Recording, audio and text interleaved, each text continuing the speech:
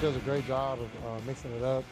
A lot of great looks to make you think twice and, to get you off your game. And, I'm a big fan of his. He does a really great job in that whole scheme, taking, what they did in New England and doing his own twist to it. So a lot of respect for those guys, and we got to be on our A game in every single way. So, he does a great job of mixing looks and just being really versatile, putting his guys and his D linemen in one-on-one situations, making his DBs look great in coverage. So he does a really good job. That's Texans quarterback C.J. Stroud talking about Vikings defensive coordinator Brian Flores before Sunday's showdown between two undefeated teams, your 2-0 Houston Texans, the 2-0 Minnesota Vikings, who have been very surprising due to what Sam Darnold's done these first 2 weeks. Kevin O'Connell as their head coach, still getting the most out of quarterbacks. But the person on the Vikings sideline, Joe, that I am most curious about on Sunday is Brian Flores, the architect of a Vikings defense that leads the NFL in sacks. I do not think this is going to be the easy game for the Texans that when we first saw the NFL schedule, we thought it was going to be. Vikings are 2-0, and I don't think this is entirely hollow. Do I think they're going to be this at the end of the year? No, but they have been very good to open up the season. And the Texans as 2-point favorites, I could see the Texans winning and not covering. I think this is going to be a close game on Sunday. Yeah, this is a good matchup. I mean, you think about Minnesota, if you catch them later in the season, we might view this matchup very differently. But coming off the win over the 49ers, this is a real threat to the Texans being undefeated going into week 3. I mean, going into week 4 of the season, trying to become a 3-0 football team. They've got a real shot to beat you. It's a well-coached football team on offense and defense. Yeah, the Bears on Sunday, you got a young quarterback. Yeah. You got Matt Eberflus at head coach.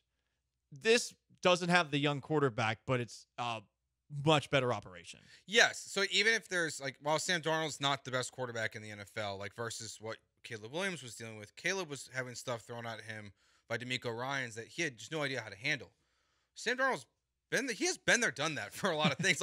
He's seen quite a bit of the NFL. He's seen how a lot of these defenses operate. Done that has a meaning that that's you fair. Could question because he has seen ghosts like he is Haley Joel Osment in The Sixth Sense. Yes. I mean, but he has been in the league for a while, and people have always respected his talent. That's why he's getting yet another chance to be the starting quarterback for a team.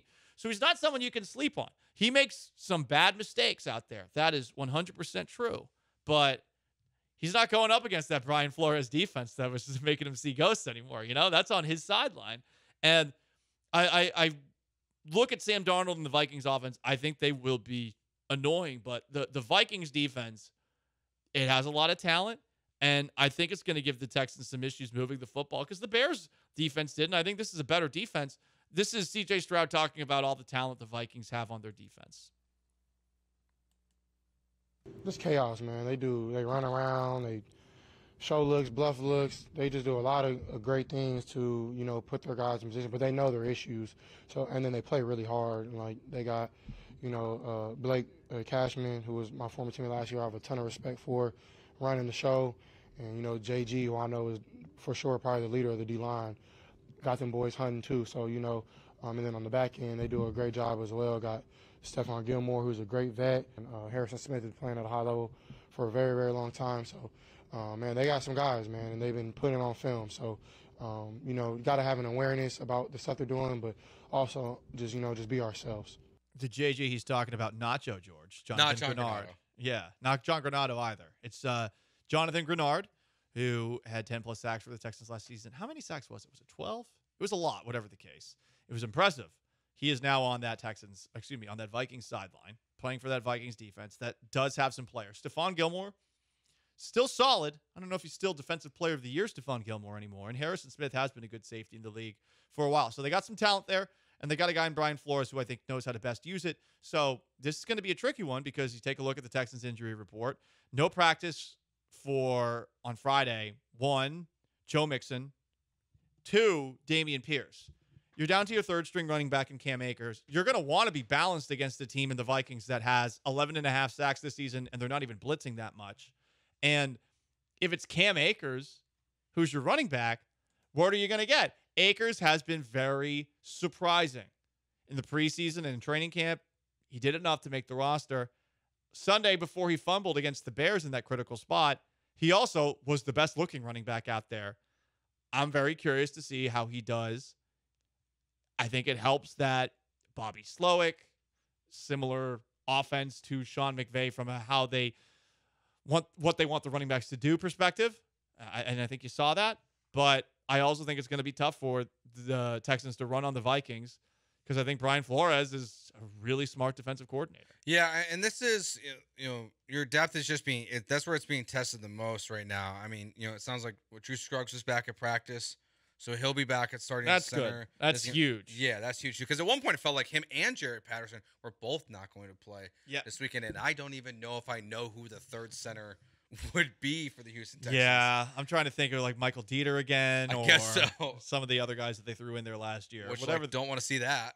Yeah, for the casuals out there, you don't really want to think about the back of the offensive line, and it's okay if you don't know the back of the Texans offensive line, but this is definitely going to be tough matchup-wise. Bobby Slowick, Texans offensive coordinator, had this to say about what Cam Akers brings to the table, seeing as he probably will be the Texans' lead running back Sunday. Yeah, he's great vision. He's been running, Ram zone scheme he came from. He did the same thing in Minnesota. He's really good at reading that. We call it riding the wave, finding the right hole to hit. He always plays under control. When he sees it, he hits it. He finished physical. And he has really good contact balance, and I'd say those are the things that jump out with Cam. You pretty much see that every carry. Third fewest points in 2 games the Vikings defense have allowed, and it's 11 sacks, which leads the league through 2 games. Akers is going to be tested, but hey, there are certainly worse third-string running backs to have than Cam Akers. So at the very least, it's not like you're having to put in British Brooks or Dare Ogunbowale as your starting running back for the whole game. Yeah, I mean, Jordan Mason did rush for 100 yards last week, for the 49ers. He's been impressive for 2 weeks for them, replacing Christian McCaffrey, kind of the surprise of the season early on. Yeah, and it is the 49ers. He's been really talented. Like, it's the 49ers, right? But, that's kind of the Bobby Slowick, Miami Dolphins 49ers. Like, the Dolphins and 49ers, they just kind of keep throwing running backs out there, and they just kind of keep figuring it out. So, the hope would be that the Texans can find some level of similar success with Cam Akers this weekend. Yeah. And he can just, if he gets you 80 yards, that'd be nice this weekend. It seems like it's the one thing missing from Bobby Slowick's bag. Consistently being able to make anybody look good at running back. Because that's what all those offenses do. Big test for him on Sunday. From a Texans defense perspective, important to note that Justin Jefferson said he's going to play. He's really good. Arguably the best wide receiver in the NFL.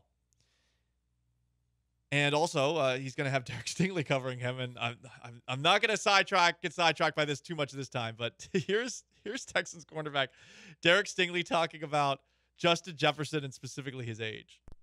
Man, I don't really talk to him. He much older. But LSU is LSU. We always keep in touch a little bit, but not too much. Derek Stingley is not a man of many words, but please, sir, do not say someone 2 years older than you that was in college at the same time as you is much older. He's much older. Don't do that to me. I mean, look, what we've learned this week about the Houston Texans is that as long as you play in the NFL, you're a vet. C.J. Stroud was just a vet talking to Caleb Williams. Justin Jefferson, he's the highest paid player in the NFL. So, to Derek Stingley Jr., you got to look up to someone like that, much older. I can't wait to see them go one-on-one. I hope he follows Jefferson everywhere. I hope he has help. I don't but I hope he still follows him everywhere. I don't like one-on-one Stingley versus Jefferson. I don't. I know that Stingley at LSU has proven he can, but I think this whole game, especially if Jordan Addison's out for Minnesota, you double him the whole game. Stats for Sam Darnold. He is 3rd in the NFL in yards per attempt. I was stunned by that. Shocking. Only Derek Carr and Baker Mayfield higher yards per attempt. I think yards per attempt are true is the closest thing to a true indication of how well a quarterback has played, because it means that the guy's throwing the football down the field and is actually completing passes down the field. Tied for 3rd in passing touchdowns. He's tied for 4th in QBR, which is a scale of 100, and tied for 5th in passer rating. Excuse me, he's in 5th by himself in passer rating. He has a passer rating that is better than C.J. Stroud through 2 games. It's remarkable for what it's worth. Yeah, he's been excellent through 2 weeks. And the first week, you're like, it's the Giants. Like, it doesn't mean anything. Yeah. That's one of the worst 2 teams in the NFL. But the 49ers, I mean, that was a hell of a win. Yeah. 2 interceptions on the year. He's been sacked 4 times. He is always somebody that's turned the football over. So the hope is that when he throws the football up, trying to get it to Justin Jefferson, that there are a couple of moments where Derek Stingley, Kamari Lassiter, whoever they throw out against him, are able to come down with it. We'll see what happens. I'm excited for the game. It's going to be tough.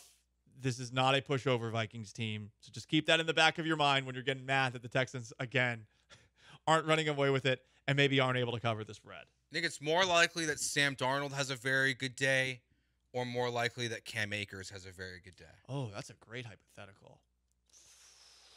I think I'm going to lean Cam Akers. You don't sound so sure when you say that. No, because it's a tough question. I'm gonna go Cam Akers. I'm gonna go Darnold. I think Darnold's Okay. gonna have plays downfield. The Yeah. Texans give up big plays, and the hope is that there's a couple of interceptions that come along the way. But I could see Darnold having a good day. And hopefully a pick or 2 with that good day. Get the picks. Yeah. He's going to give you opportunities. You better take advantage of it. Stingley and Kamari Lassiter have good hands. I mean, you got the best player in the NFL on, arguably, Yeah. on the field in Justin Jefferson. I mean, So, usually he's gonna get his number 1 or number 2 in like all fantasy football drafts, Justin Jefferson.